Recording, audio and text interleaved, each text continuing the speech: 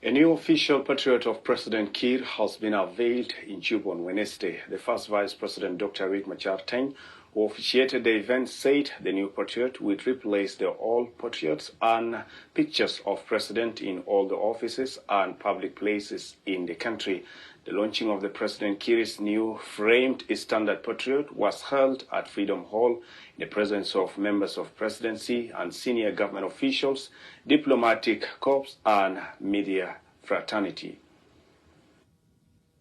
This event is a national event because it's unveiling the current portrait of the President.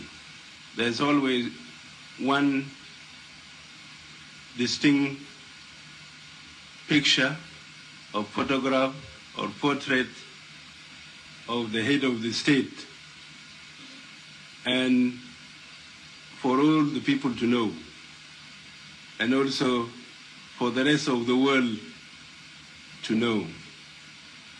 So it's an important day that we now have unveiled this portrait, and in our offices, whether they are government offices or in the private sector, this is the portrait that you are expected to display.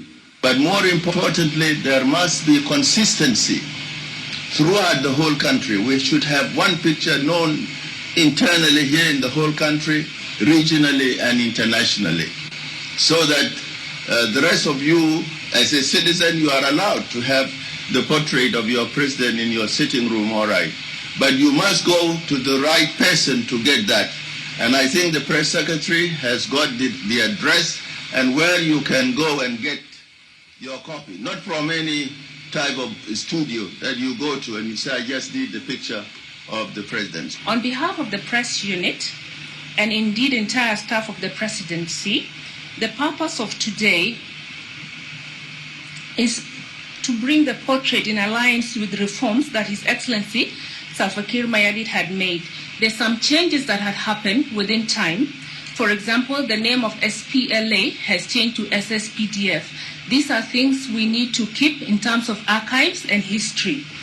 And most importantly, there have been no standard presidential portrait since our independence, and has allowed public entities and shops to display substandard, very low standard photos of His Excellency the President. So this is why the press unit wanted a standard photo all over the country for His Excellency the President.